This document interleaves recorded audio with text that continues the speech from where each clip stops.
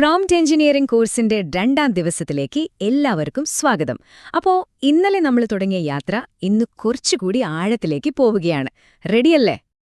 നമുക്കെല്ലാവർക്കും എപ്പോഴെങ്കിലും ഇങ്ങനൊരു അനുഭവം ഉണ്ടായിട്ടുണ്ടാവും അല്ലേ? ഇതിനെയാണ് നമ്മൾ സാധാരണയായിട്ട് AI ഹാലൂസിനേഷൻസ് എന്ന് വിളിക്കാറ്. പക്ഷേ എന്തുകൊണ്ടാണ് ഇങ്ങനെ സംഭവിക്കുന്നത്? അതാണ് നമ്മളിന്ന് കണ്ടുപിടിക്കാൻ പോകുന്നത്. അപ്പോ എന്താണ് ഈ കൺഫ്യൂഷന്റെ പിന്നിലെ ലോജിക്? സത്യത്തിൽ എഐയുടെ ഈ പിഴവുകൾ വെറുതെ സംഭവിക്കുന്നതല്ല, മറിച്ച് അവ വിവരങ്ങൾ പ്രോസസ്സ് ചെയ്യുന്ന രീതിയുടെ തികച്ചും യുക്തിസഹമായ ഒരു ഫലം തന്നെയാണ്. നമുക്കതൊന്ന് ആഴത്തിൽ നോക്കാം. ഇതാണ് നമ്മൾ ആദ്യം തന്നെ മനസ്സിൽ ഉറപ്പിക്കേണ്ട ഒരു കാര്യം. നമ്മളൊരു മനുഷ്യനോടോ സഹപ്രവർത്തകനോടോ സംസാരിക്കുന്ന പോലെയല്ല എഐയോട് സംസാരിക്കേണ്ടത്. ആ ഒരു ചിന്തങ്ങ് മാറ്റിവെക്കണം. കാരണം നമ്മൾ ഇൻസ്ട്രക്ഷൻസ് കൊടുക്കുന്നത് ഭയങ്കര പവർഫുൾ, പക്ഷേ അക്ഷരാർത്ഥത്തിൽ മാത്രം കാര്യങ്ങൾ ചെയ്യുന്നൊരു സിസ്റ്റത്തിനാണ്. അതിന് സ്വന്തമായിട്ട് ഭാവനയോ കോമൺ സെൻസോ ഒന്നുമില്ല. കൊടുക്കുന്ന നിർദ്ദേശങ്ങൾ അതതുപോലെ ചെയ്യും, അത്രയുള്ളൂ. അപ്പോ ശരി, ഒരു LLMന്റെ മനസ്സിനുള്ളിലേക്ക് നമുക്ക് യാത്ര തുടങ്ങാം. നമ്മൾ കൊടുക്കുന്ന ഭാഷയെ അത് എങ്ങനെയാണ് പൊളിച്ചടുക്കി മനസ്സിലാക്കുന്നതെന്ന് ആദ്യം തന്നെ നോക്കാം.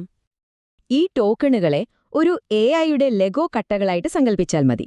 നമ്മൾ സംസാരിക്കുന്ന ഭാഷ മനസ്സിലാക്കണമെങ്കിൽ എഐ ആദ്യം അതിനെ ഇതുപോലുള്ള ചെറിയ കൈകാര്യം ചെയ്യാൻ പറ്റുന്ന കട്ടകളാക്കി മാറ്റും. കണ്ടില്ലേ, ഒരു വാക്യത്തെ എങ്ങനെയാണ് അത് ടോക്കണുകളാക്കി മാറ്റുന്നതെന്ന് നോക്കിക്കേ. ചിലപ്പോൾ ഒരു വാക്ക് തന്നെ ഒന്നിൽ കൂടുതൽ ടോക്കൺസ് ആകാം കേട്ടോ. ഓരോ മോഡലിനും ഇതിനതിൻ്റേതായ ഒരു രീതിയുണ്ട്. ഇങ്ങനെ ചെറിയ ഭാഗങ്ങളാക്കുന്നതുകൊണ്ടാണ് എത്ര സങ്കീർണമായ വാക്യങ്ങളെയും അതിനെ മാത്തമാറ്റിക്കലായി കൈകാര്യം ചെയ്യാൻ പറ്റുന്നത്. ഇതാണ് അടുത്ത ഏറ്റവും പ്രധാനപ്പെട്ട ഒരാശയം. ഈ കോണ്ടെക്സ്റ്റ് വിൻഡോയെ നമുക്കൊരു ചെറിയ നോട്ട്പാഡ് പോലെ കരുതാം. ആ നോട്ട്പാഡിൽ എത്രത്തോളം എഴുതാൻ സ്ഥലമുണ്ടോ അത്രയും കാര്യങ്ങൾ മാത്രമേ എഐക്ക് ആ ഒരു നിമിഷം ഓർമ്മയുണ്ടാവുകയുള്ളൂ. അപ്പോ ഇതാണ് അതിലെ ഏറ്റവും നിർണായകമായ കാര്യം.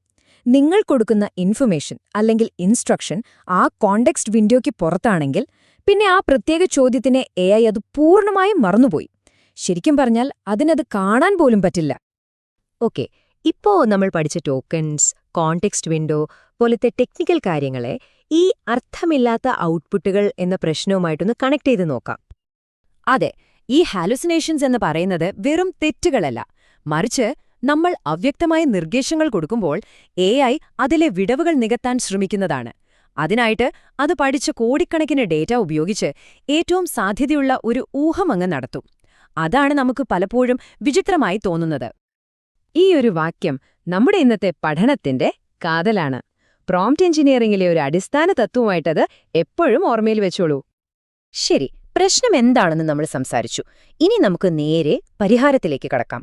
പ്രോംപ്റ്റ് എഞ്ചിനീയറിംഗിലെ ഏറ്റവും പ്രധാനപ്പെട്ട കഴിവ് എന്ന് പറയുന്നത് ഇതാണ്.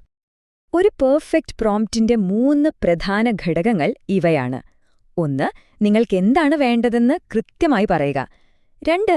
അതേത് രൂപത്തിൽ, ഏത് ഫോമാറ്റിൽ വേണമെന്ന് പറയുക. പിന്നെ ഒരുപക്ഷെ നിങ്ങൾ ചോദിച്ച വിവരം അവിടെ ഇല്ലെങ്കിൽ എന്ത് ചെയ്യണമെന്നും കൂടി വ്യക്തമാക്കുക. ഓക്കെ, ഇനി ഈ പറഞ്ഞ തത്വങ്ങളൊക്കെ എങ്ങനെ പ്രായോഗികമായി ഉപയോഗിക്കാമെന്ന് നോക്കാം. നമുക്ക് ഒരുമിച്ച് അത്ര വ്യക്തമല്ലാത്ത ഒരു പ്രോംപ്റ്റിനെ ഒന്നാന്തരം ഒന്നാക്കി മാറ്റാം. ഈ മോശം പ്രോംപ്റ്റ് ഒന്ന് നോക്കിക്കേ. എല്ലാ വിവരങ്ങളും എന്നൊക്കെ പറയുന്നത് വളരെ വിശാലമായൊരു നിർദ്ദേശമാണ്. എഐക്ക് എന്തു വേണം, എങ്ങനെ വേണം എന്നതിനെക്കുറിച്ചൊരു ഐഡിയയും ഇത് കൊടുക്കുന്നില്ല. കണ്ടോ, അവ്യക്തമായ ഒരു പ്രോംപ്റ്റിനെ മെച്ചപ്പെടുത്താൻ നമ്മൾ ചിന്തിക്കേണ്ടത് ഇങ്ങനെ സ്റ്റെപ്പ് ബൈ സ്റ്റെപ്പ് ആയിട്ടാണ്. ആദ്യം നമുക്ക് വേണ്ട ഫീൽഡുകൾ ഏതൊക്കെയാണെന്ന് തീരുമാനിക്കുക. പിന്നെ ഔട്ട്പുട്ടിന് എന്ത് ഘടന വേണം. അതിനുശേഷം ഓരോ ഡാറ്റയുടെയും ടൈപ്പ് എന്തായിരിക്കണമെന്ന് പറയുക. ഇങ്ങനെ ഓരോ സ്റ്റെപ്പിലും നമ്മൾ കൂടുതൽ കൃത്യത കൊണ്ടുവരികയാണ്. ഇനി ആ മെച്ചപ്പെടുത്തിയ പ്രോംപ്റ്റ് ഒന്ന് നോക്കിക്കേ. എല്ലാ പ്രൊഡക്റ്റ് ലൈൻ ഇനങ്ങളും എക്സ്ട്രാക്ട് ചെയ്യുക. ഓരോ ഐറ്റത്തിലും പ്രൊഡക്റ്റ് വിവരണം ഒരു ടെക്സ്റ്റായിട്ട്, പ്രൊഡക്റ്റ് SKU അതും ടെക്സ്റ്റ്, അളവ് ഒരു നമ്പറായിട്ട്, പിന്നെ ഓരോന്നിന്റെയും വില ഒരു ഡെസിമൽ വാല്യൂ ആയിട്ട്. ഇത്രയും കാര്യങ്ങൾ ഉൾപ്പെടുത്തണം. കണ്ടില്ലേ ആ വ്യത്യാസം? ആദ്യത്തെ പ്രോംപ്റ്റിനേക്കാൾ എത്രയോ വ്യക്തമാണിത്. ഇപ്പോൾ എഐക്ക് ഒരു കൺഫ്യൂഷനും വരില്ല. കൃത്യമായ ഫോർമാറ്റിൽ തന്നെ നമുക്ക് വേണ്ട വിവരങ്ങൾ കിട്ടും. അപ്പോ ഇന്നത്തെ ഈ വിശദീകരണത്തിൽ നിന്ന് നമ്മൾ ഉൾക്കൊള്ളേണ്ട ഏറ്റവും പ്രധാനപ്പെട്ട ആശയം എന്താണെന്ന് നോക്കാം. ഇത് വളരെ സിമ്പിളായിട്ട് തോന്നാം, പക്ഷേ ഭയങ്കര ശക്തമായ ഒരു ആശയമാണിത്.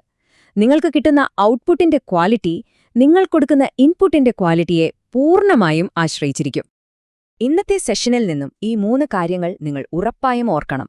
1. എപ്പോഴും കൃത്യവും വ്യക്തവുമായി നിർദ്ദേശങ്ങൾ കൊടുക്കുക. 2. ഇൻഫർമേഷൻ കിട്ടിയില്ലെങ്കിൽ എന്ത് ചെയ്യണമെന്ന് അതിനോട് പറയുക.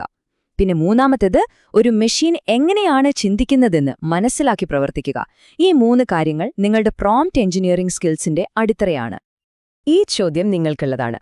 എന്ന് പഠിച്ച കാര്യങ്ങൾ വെറുതെ കേട്ടു പോകരുത്. ഉടൻ തന്നെ പ്രയോഗിച്ചു തുടങ്ങാൻ ഇതൊരു ചാൻസ് ആയിട്ട് കാണുക.